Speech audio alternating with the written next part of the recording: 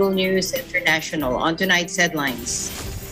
This is the largest earthquake that we've... A rare earthquake rattled southeastern Australia, shaking buildings, knocking down walls, and sending panicked Melbourne residents running into the streets. Emergency units and experts continue to survey a vast river of molten lava from the Cumbre Vieja volcano in the Canary Islands as it edges towards the sea, destroying everything in its path and provoking fears it will generate clouds of toxic gases when it hits the water. And Australian police moved to arrest hundreds of protesters who gathered at Melbourne's Shrine of Remembrance War Memorial after marching through the city opposing mandatory vaccinations and lockdown restrictions. And an Airbus summit unveils the flying taxi, also known as a giant drone, which can carry up to 4 passengers and travel up to 80 kilometers at a speed of 120 kilometers per hour.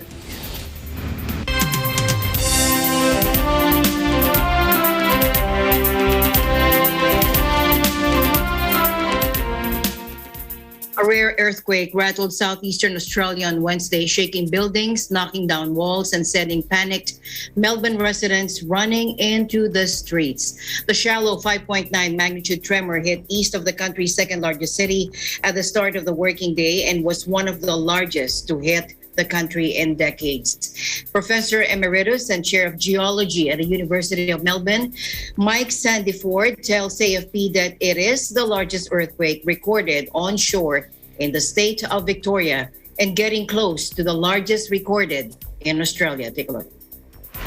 This is the largest earthquake that we've recorded onshore in Victoria and New South Wales. So that makes it rare. It's not the largest earthquake we've recorded in Australia, but it's getting up there. Precise magnitude, probably 5.8 to 6. That will be determined by the work that we're doing now. Northeast of Melbourne, a couple of 100 kilometres away. But the felt area is huge, right across Victoria. I live on the Mornington Peninsula and the house shook for a good 5 seconds. I could feel the first wave come through, the P wave. The S wave came through a few seconds later. It's felt up in Canberra, and I've even heard reports of it being felt in Tasmania. So the felt area was very large, as it is appropriate to a magnitude 6 earthquake. The fact that it occurred in a remote area means we don't expect much damage at all. Had this earthquake occurred under Melbourne, we would probably be facing a damage bill of order $10 billion. And there would have been fatalities, likely. It's a wake-up call to us in Australia that while we live in thankfully, a seismically quiet continent, earthquakes are rare, but they're not.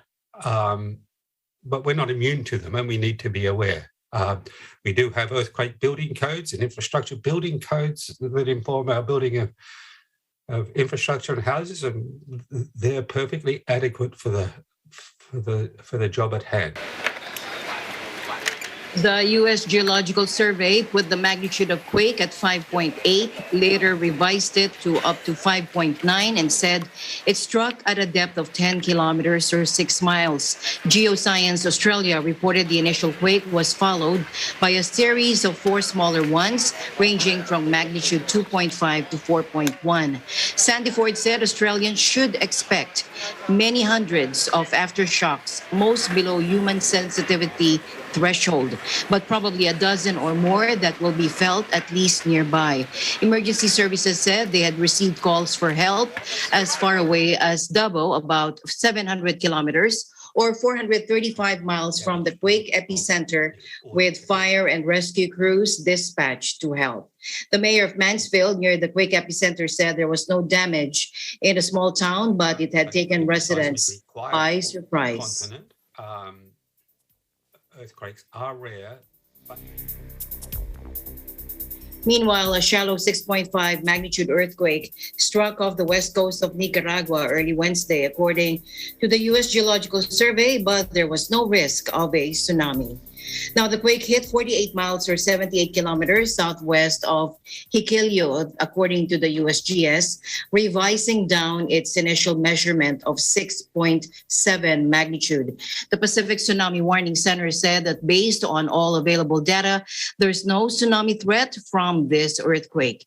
In its preliminary assessment, the USGS said there is a low likelihood of casualties and damage.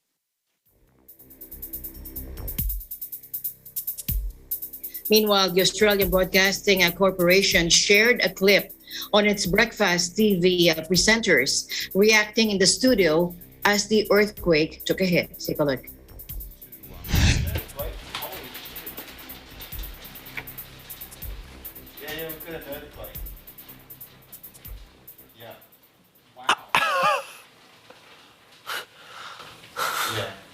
Oh, I've never had an earthquake here before. Although the show was off air at the time, the pair were chatting when the room began to shake.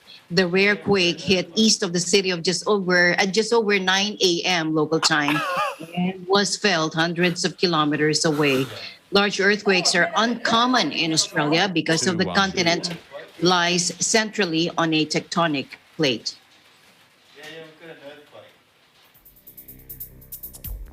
Meanwhile, emergency units and experts continue to survey a vast river of molten lava from the Cumbre Vieja volcano in the Canary Islands as it edges towards the sea, destroying everything in its path and provoking fears it will generate clouds of toxic gases when it hits the water. Take a look.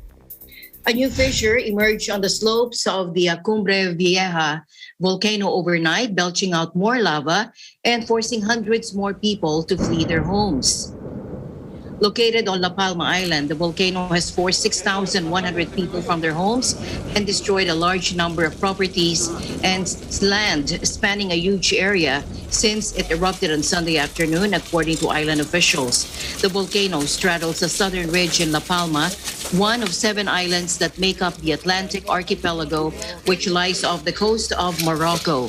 When the molten lava reaches the sea, experts are warning it will send clouds of toxic gas into the air, and it will also affect the marine environment.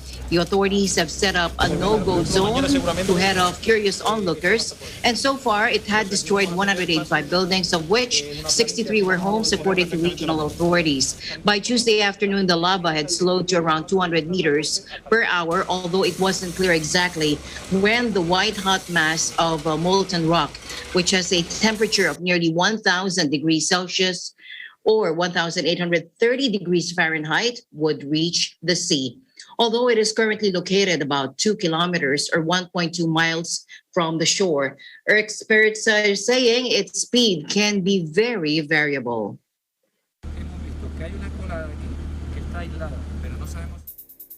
Meanwhile, the vast molten lava that is now creeping down the slope of Spain's La Palma Island has already destroyed, in an update now, 320 buildings and over 154 hectares of land. That is according to the Europe's Volcano Observatory.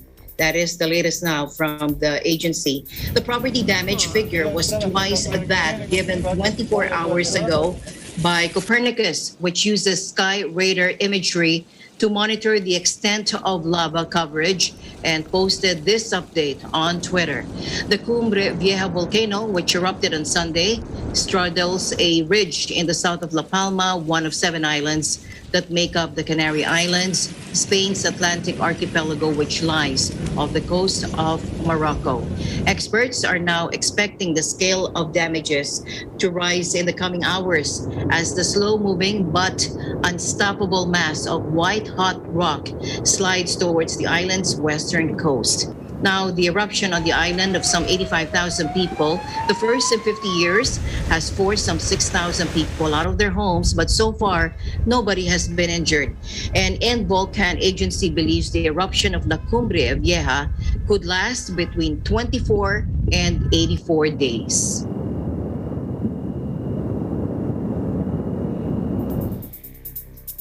In other news now, President Duterte today stressed the importance of the Philippines' historic arbitral victory against China's sweeping maritime claims in the South China Sea. During the 76th session of the United Nations General Assembly, the President said the Permanent Court of Arbitration, or the PCA's 2016 ruling on the South China Sea disputes, as well as the United Nations Convention on the Law of the Sea, or UNCLOS, provides a clear path towards a just, fair, and win-win solution for all. Let's listen in. The 1982 UNCLOS and the 2016 Arbitral Award of the South China Sea provide a clear path towards a just, fair, and win-win solution for all. The award must be seen for what it is, a benefit across the board to all who subscribe to the majesty of the law. No amount of willful disregard by any country, however big and powerful, can diminish the arbitral award's importance.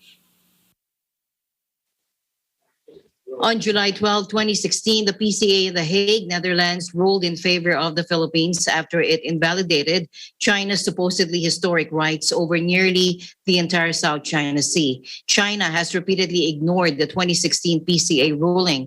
The Philippines, on the other hand, has sought to resolve the sea disputes through peaceful and diplomatic negotiations, as it intends to keep its mended ties with Beijing. Duterte, in his last speech, reiterated his stance to avoid provocative acts that could only trigger hostilities among the sea claimants. He said we must resolve disputes peacefully, as we manifested in the Manila Declaration on the Peaceful Settlement of International Disputes. The President was referring to the Manila Declaration on the Peaceful Settlement of the International Disputes approved by the UNGA in 1982, which provides for the obligation of all states to settle their international disputes by peaceful means. Apart from the Philippines and China, the other South China Sea claimants are Brunei, Malaysia, Taiwan, and Vietnam. Meanwhile, the president on Wednesday also said that man-made drought of the coronavirus disease vaccines is ravaging poor countries because of rich nations' supposed hoarding of the life-saving jabs. In a keynote speech, again delivered during the 76th session of the UN General Assembly, the president expressed dismay that developing nations could not boost their COVID-19 vaccine supply because wealthy countries have the privilege to secure first the vaccine shots. Take a look. The picture is bleak. It is a man-made drought of vaccines ravaging the poor countries. Rich countries hoard life-saving vaccines while poor nations wait for trickles. They now talk of booster shots where developing countries consider half doses just to get by. This is shocking beyond belief and must be condemned for what it is, a selfish act that can either be justified rationally or morally. The plain fact is, this pandemic will not end unless the virus is defeated everywhere. Vaccines are key to achieving this. President Duterte expressed hope that powerful states would instead support the vaccine's global access or COVAX facility, a global initiative that guarantees access to COVID-19 vaccines worldwide to defeat the virus. He said greater global cooperation would be the key to the successful fight against COVID-19. The COVAX facility has benefited many developing countries, including the Philippines. The Philippines, in turn, has already committed $1 million to the COVAX.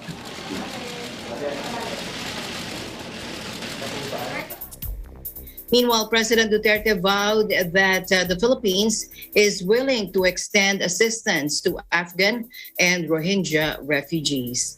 Now, while the Philippines has limited resources, it will do its best to uplift human dignity, according to Duterte in his pre-recorded speech delivered during the 76th session of the UN General Assembly. The president said the Philippines' doors are open to Afghan nationals fleeing Afghanistan to escape the Taliban's rule. On September 8, Foreign Affairs Secretary Teodoro Locsin Jr.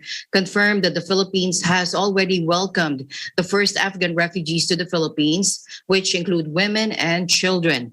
Duterte said the Philippines would also continue to host Rohingya refugees fleeing war and persecution in Myanmar.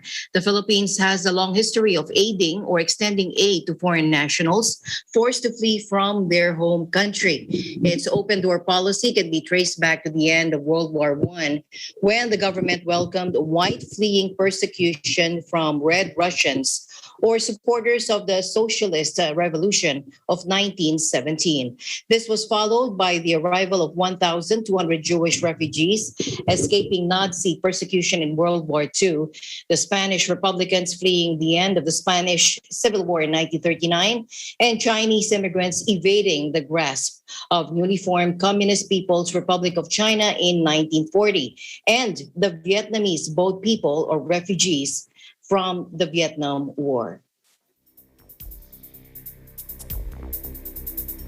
Meanwhile, still at the UN General Assembly, China said it will stop funding coal projects overseas, that according to President Xi Jinping, ending a major source of support for a dirty energy contributing to climate change. Addressing the UN General Assembly, President Xi made the promise as he vowed to accelerate efforts to help the world battle the climate crisis. China has gone on an infrastructure building blitz around the world as part of its Belt and Road Initiative, and until now has been open to coal projects. In a letter earlier this year, a coalition of non-governmental groups said that the state-run Bank of China was the largest single financier of coal projects, pumping $35 billion since the Paris Climate Agreement was signed in 2015. China, however, has kept investing in coal at home, pursuing a form of industry that is also politically sensitive in the U.S. China brought 38.4 gigawatts of newly coal-fired power into operation last year, more than 3 times what was brought online globally.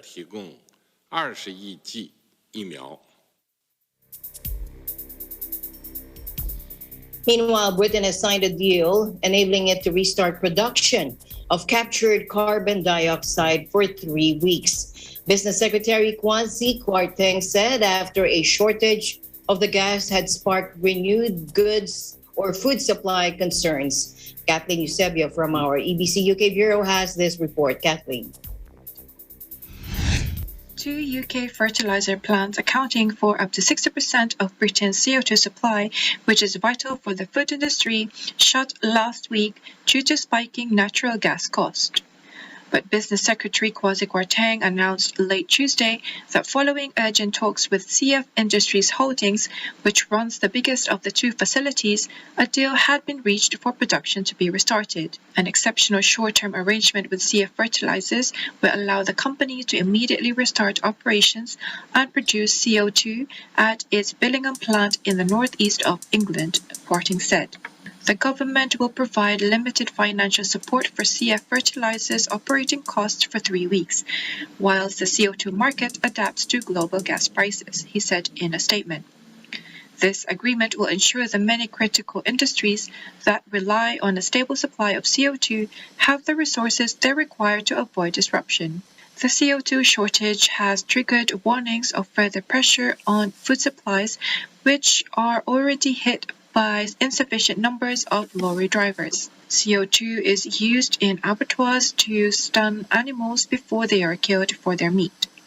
It is also used to carbonate drinks, while frozen CO2 or dry ice keeps food fresh during transit. CF Industries boss Tony Will flew back into Britain on Sunday to hold urgent talks with the government. On Monday, the government had insisted that Britain would avoid a winter gas supply emergency as soaring gas prices also threaten domestic energy providers and household bills and the broader manufacturing sector. British Steel told AFP on Tuesday that it would maintain normal output but urged intervention both from the government and energy regulator Ofgem. Reporting from London, United Kingdom, I'm Kathleen Eusebio. We live in interesting times. Back to the UN General Assembly, addressing the UN General Assembly for the first time as president, Joe Biden tells the world the United States is not seeking a new Cold War with China as he vows to pivot from post-9/11 conflicts and take a global leadership role on the crisis from climate to COVID-19. Take a look. The United States will compete and will compete vigorously and lead with our values and our strength. We'll stand up for our allies and our friends and oppose attempts by stronger countries to dominate weaker ones, whether through changes to territory by force, economic coercion, technical exploitation, or disinformation. But we're not seeking, say it again, we are not seeking a new Cold War or a world divided into rigid blocs. The United States will compete and will compete vigorously.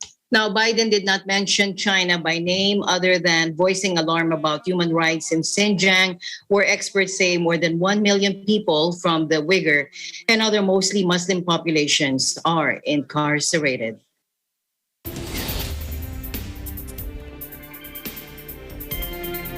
And the news continues here on Eagle News. We'll be right back.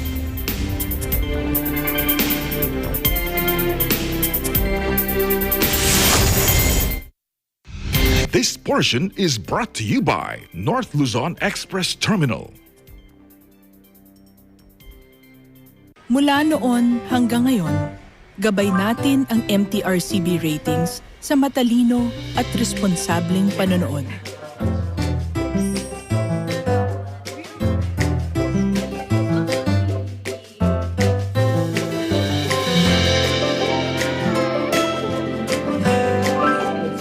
Sa tamang pagsunod sa MTRCB ratings, ginagawa nating ligtas at makabuluhan ang panonood ng bawat miyembro ng pamilyang Pilipino.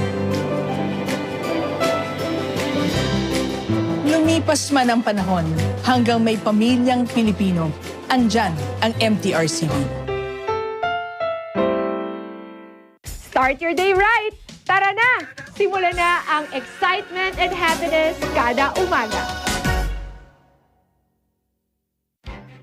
Events happen around us all the time, in our community, in our country, around the world. Events that affect people, move communities, or simply inspire us. Interesting events that people need to know. In these interesting times, we continue to be a competent partner in delivering news about these events. Fast, accurate, balanced. Eagle News, because we live in interesting times.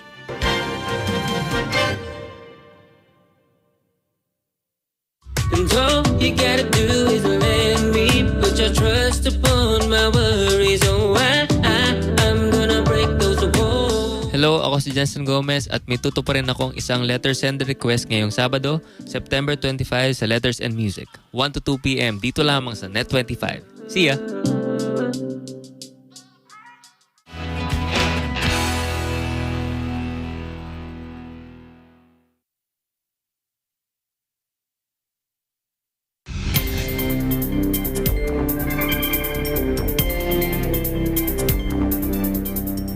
Welcome back. Manila Mayor Francisco Isko Moreno Domagoso formally announced today his bid for the presidency in the 2022 national elections with Dr. Willie Ong as his running mate under the Acción Democrático Party. Now, Domagoso, who made the announcement at the city's Baseco housing project, said he would be a healing president. Take a look.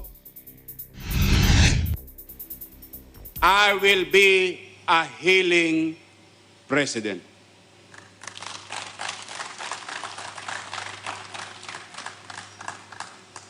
While ours will be a government of national reconstruction, it will be also be a government of national reconciliation based on justice and rule of law. Hindi ko po isisisi sa nakaraan ang problemang ating kakarapin. We can only move forward on our road to recovery if we are not consumed and immobilized by the rear view mirror politics. Sa mga hamon ng ating haharapin, may katuwang tayong napili. Maraming leader na walang ginawa kundi saktan tayo. Siya naman, walang ginawa kundi hilumin tayo. Sa panahon ng pandemya, siya na makakasama natin bilang leader na kailangan natin. Maraming sakit ang lipunan, mga cancer sa pamahalaan, na kailangan ng isang manggagamot. Nasasamahan tayo sa pagbibigay ng reseta ng lunas. Isang doktor na may puso, talino, at oras para sa tao. Tuloy-tuloy sa paglilingkod sa may mga sakit at problemang pangkalusugan. Kaya ikinalulugod ko po sa inyong ipakilala ang aking partner, ang susunod na Vice Presidente ng Pilipinas, Dr. Willie Ong.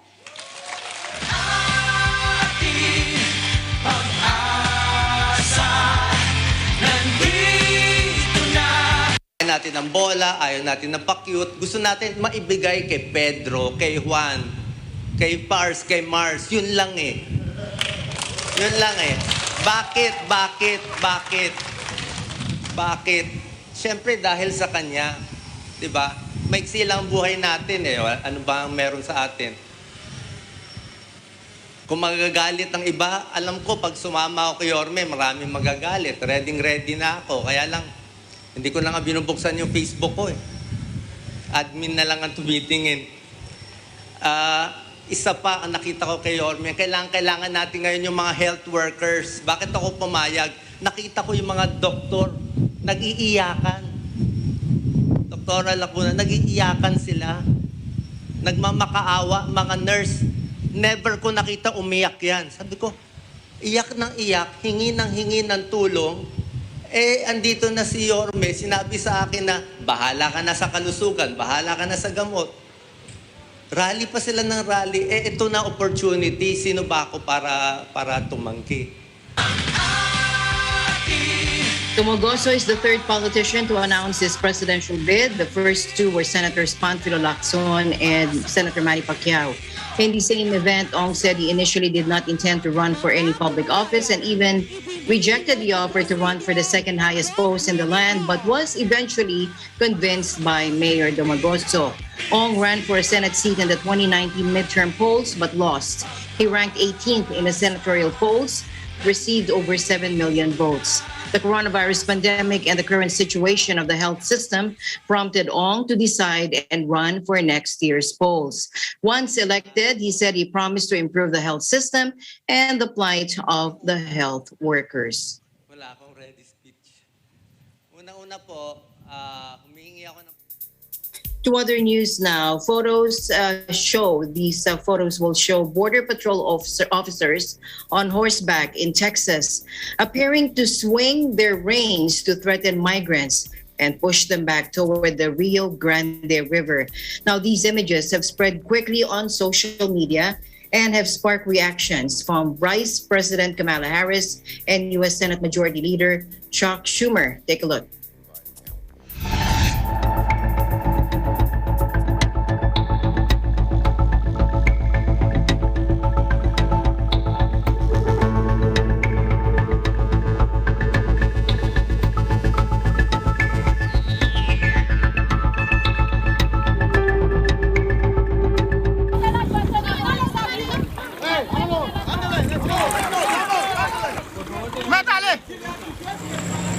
What I saw depicted about those individuals on horseback treating human beings the way they were is horrible.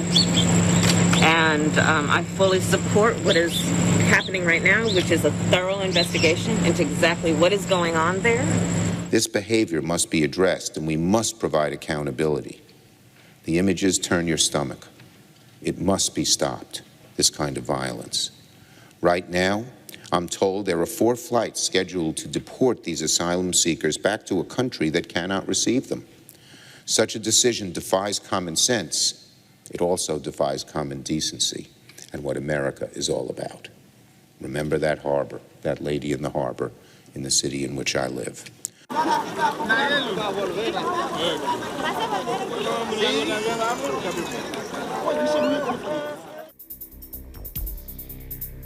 After weeks on the road, traversing mountains and jungles, risking assault and drowning, thousands of Haitian migrants hoping to reach the U.S. have instead found themselves stranded in Mexico. Take a look.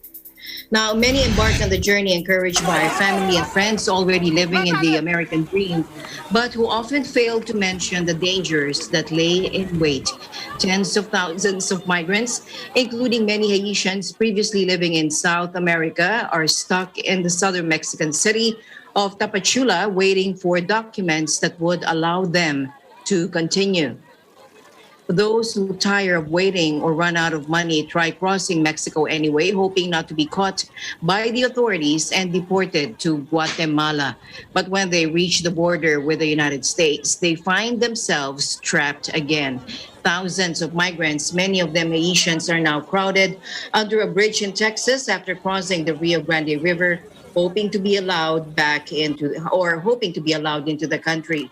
Despite the hardships, migrants keep pouring into southern Mexico from Guatemala. In the related news, Texas Governor Greg Abbott said the Biden administration has abandoned any pretense of securing the border and securing the sovereignty. News conference in Del Rio, where tens of thousands of migrants, largely from Haiti, have found themselves stranded for days under a bridge spanning the Rio Grande. Let's take a look. And when you have an administration that is not enforcing the law in this country, when you have an administration that has abandoned any pretense of securing the border and securing our sovereignty, you see the onrush of people like what we saw walking across this dam that is right behind me. Well, because the Biden administration is doing nothing to secure our border, because the Biden administration has been promoting and allowing open border policies, it has been the state of Texas that had to step up and address this challenge and work with that. Texas is taking unprecedented steps. You can see by all of the Texas Department of Public Safety cars, as well as the National Guard vehicles that surround us here, but go for miles on either side of where we are right now. They have created a steel barrier preventing people from being able to cross the border. And that is the state of Texas. We are arresting and jailing anybody who comes across the border illegally and trespasses on private property or on public land. And so it's not the Biden administration catch and release policy. It's the arrest.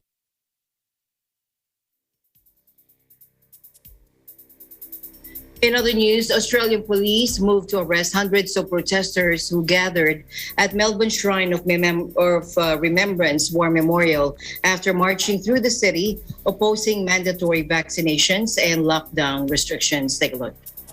Now, after hours of facing off with protesters at the memorial, police moved in and fired non-lethal rounds to disperse the crowd who were flouting stay-at-home orders in the city. It's the third day of protests marked by several violent incidents. The protest began after the government mandated vaccinations for construction workers in the state of Victoria. Victoria State Chief Police Commissioner Shane Patton said about 500 officers were responding to the challenging situation and had deployed pepper spray, foam baton rounds, and rubber ball grenades.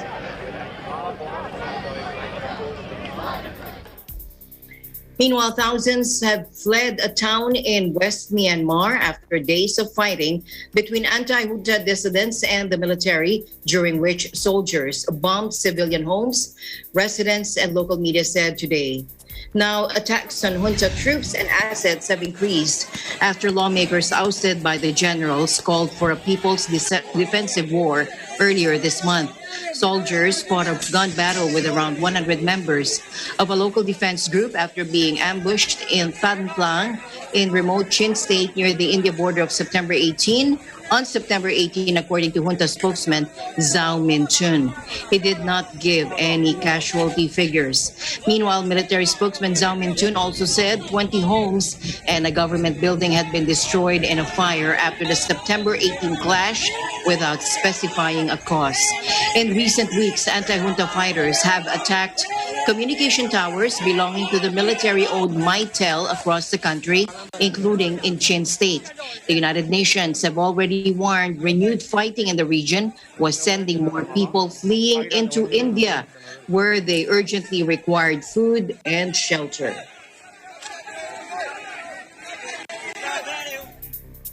In other news, a Russian Antonov 26 military transport aircraft with 6 people on board disappeared today near the far eastern city of Khabarovsk. That is according to the Emergencies Ministry. Take a look. Now, the ministry also said that at 6:45 p.m. local time, it learned that an Antonov 26 aircraft had disappeared from radar 38 kilometers or 23 miles from Khabarovsk airport. According to the preliminary data, there are 6 people on board, according to the ministry. Adding it on its Telegram channel, the ministry said that a helicopter had been dispatched to search for the aircraft. The search, however, was complicated by the onset of darkness in Khabarovsk and unfavorable weather conditions, according to the ministry. Antonov planes were manufactured during the Soviet era, and they're still being used throughout the former USSR for civilian and military transport.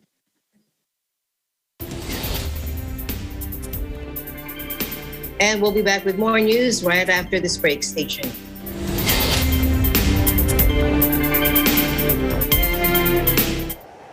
Innovation, digital disruption, globalization, startups, micro, small, and medium enterprises, as well as large corporations, all face interesting challenges in the market today.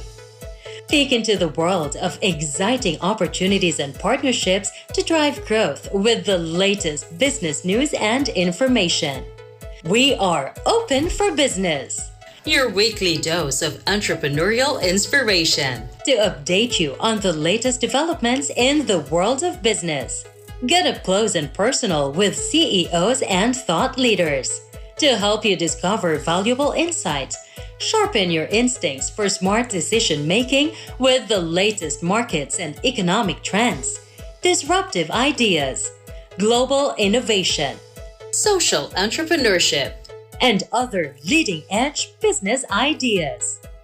Join the conversations to create a more vibrant environment for entrepreneurship. Catch Open for Business, from vision to action.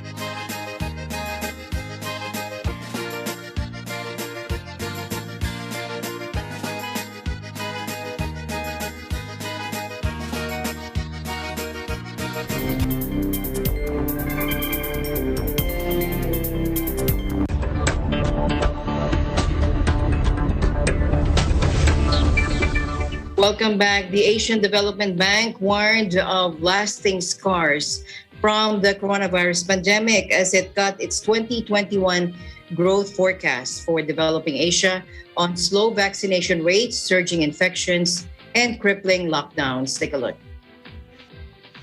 Now, a shortage of doses, which has hampered efforts to inoculate the vast region stretching from the Cook Islands in the Pacific to Kazakhstan in Central Asia, could worsen as evidence of waning vaccine protection increased demand for booster shots, according to the lender today.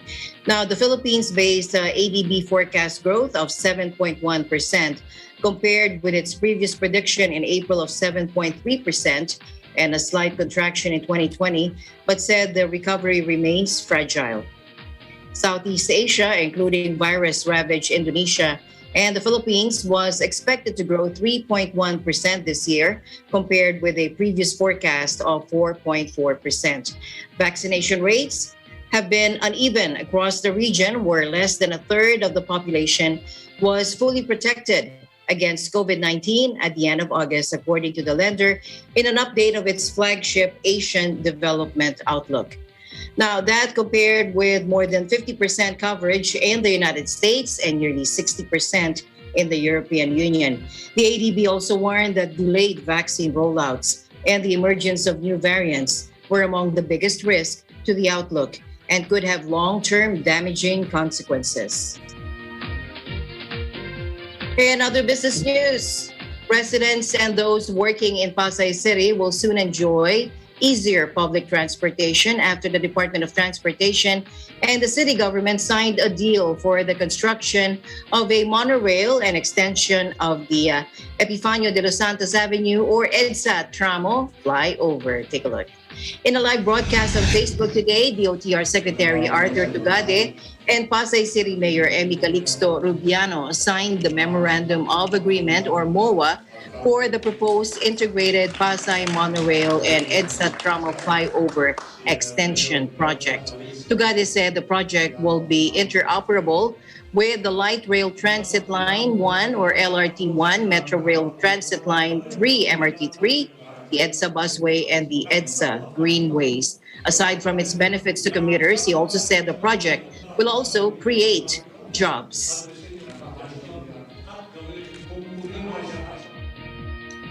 Motorcycle taxi company Move It has partnered with service delivery company Grab Philippines, allowing users of the Grab mobile application to book motorcycle taxis from the two companies. Now, in a joint statement on Wednesday, Move It President and CEO Francis Wan said Move It and Grab will collaborate on three areas: provide access to Move It motor taxis on the Grab app, widen the market access and availability of Move It, and supporting the motor taxi pilot study by providing the Motor Taxi Technical Working Group, or TWG, and the Department of Transportation with more statistics. Move It motor taxi services will be available on the Grab app through the Move It tile beginning Thursday, and will follow the pricing matrix for the motorcycle taxi pilot with no additional fees. Grab country head Grace Vera Cruz said the partnership is a hallmark expression of how transport stakeholders can come together for the common good. The House of Representatives on Tuesday night approved on final reading a proposal imposing a 12% value-added tax, or VAT, on digital transactions in the country to generate new funding sources for the country's COVID-19 response efforts. Take a look. Now, with 167 affirmative votes, 6 negative votes, and 1 abstention, the Chamber passed on third reading House Bill 7425, seeking to amend Section 105 of the National Internal Revenue Code by taxing digital service providers that operate through online platforms. Albay Representative Joey Salceda, a principal author of the bill, said foreign corporations selling digital services such as Netflix, Spotify, and others will have to pay for and impose VAT on their services. Salceda said digital services include online licensing or software, updates and add-ons, website filters and firewalls, mobile applications, video games, and online games and webcasts, plus webinars. The bill would also exempt books and other printed materials that are sold electronically or online from VAT. Meanwhile, an Airbus summit unveiled the flying taxi, also known as a giant drone, which can carry up to 4 passengers and travel up to 80 kilometers at a speed of 120 kilometers per hour. Take a look. Next gen is targeted to be 80 kilometers at a speed of 120 kilometers per hour. What that means is for a majority of the urban mission in major cities, with this configuration, we address 95% of the missions. They can be short missions, they can be longer missions. It's the time in which the batteries need to be recharged, reswapped. When autonomy is ready, when the social acceptance and the safety standards are at a level which are good, then we will have an autonomous vehicle which can carry 4 packs. But as a start, it will be 3 passengers plus 1 pilot. And the aim is to create an environmentally friendly means of transport. The first flight of the latest model is expected to take place in 2023. The fully electric vehicle is equipped with fixed wings, a V-shaped tail, and 8 electrically powered propellers as part of its distributed propulsion system. It's designed to be a zero-emissions aircraft with a range of 80 kilometers, speed of 120 kilometers per hour, and this will make it suited for operations in major cities, according to Airbus.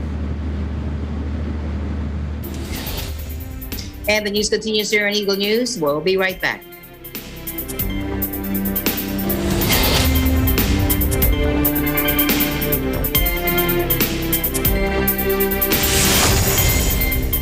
Totoo ang kasabihang may pera sa basura. Lalo na kung magagawa ang iba't ibang bagay mula sa mga recyclable material na inaakala ng iba na itatapon na. May ilang barangay sa bansa ang nagre-recycle ng basura at makikita ang iba't ibang bagay na gawa sa basura.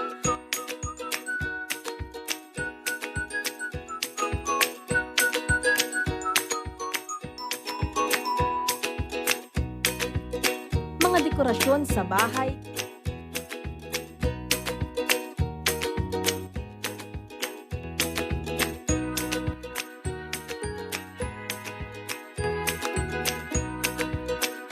sa mga proyektong ito, nagiging malinis ang kapaligiran bukod sa mayroon pang pagkakakitaan.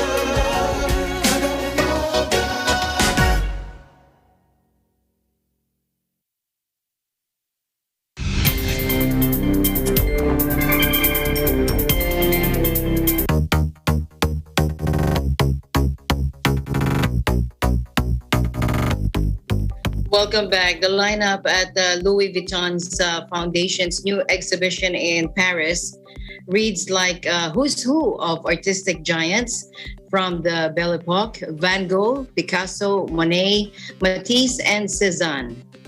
What is most surprising is that they all come from one collection, a pair of Russian brothers from the late 19th century who just happened to have an absurdly good eye for who would become the geniuses of their generation. Mikhail and Ivan Morozov, born into a textile dynasty in the 1870s, went to Paris and came back with treasures. Manet, Renoir, Toulouse, Lautrec, Rodin, and that were barely recognized as such at the time. Indeed, Mikhail was the first to bring Van Gogh and Gauguin paintings to Russia, and some 200 of their portraits, sculptures, and photographs will be on show at the Louis Vuitton Foundation from Wednesday on loan from Russian museums. They had a torturous route through the 20th century, surviving revolution and years hidden away after World War II. The new exhibition in Paris has also had its troubles, delayed 3 times by the pandemic, and finally starting a year late.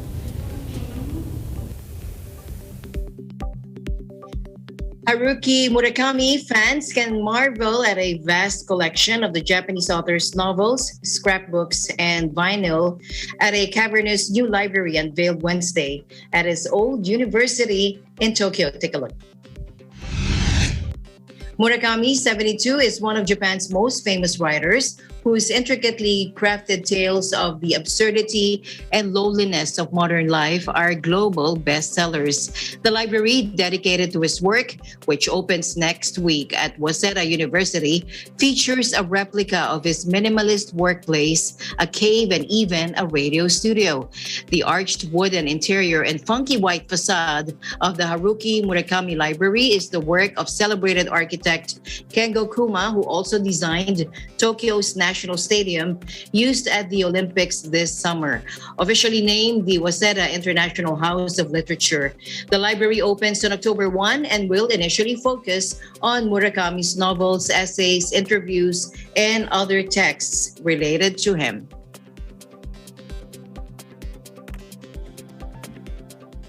Meanwhile, a crowd of pedestrians and cyclists are walking along the Champs-Élysées towards the Arc de Triomphe, freshly wrapped in silver blue fabric for Paris Car-Free Day. Take a look. Now, French President Emmanuel Macron unveiled a surreal and spectacular sight in Paris on Thursday. The entire 50-meter-high Arc de Triomphe wrapped in fabric, fulfilling the long-held dream of late artist Christo.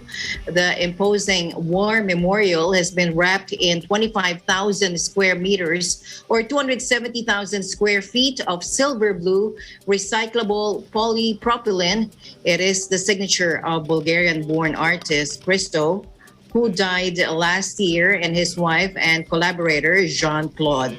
They had dreamt of shifting the monument since renting a nearby apartment in the 1960s, but neither lived to see their strange vision come to life. Protective barriers will be removed on Saturday, allowing the public to get up close to the transformed monument. The wrapping will then stay in place until October 3.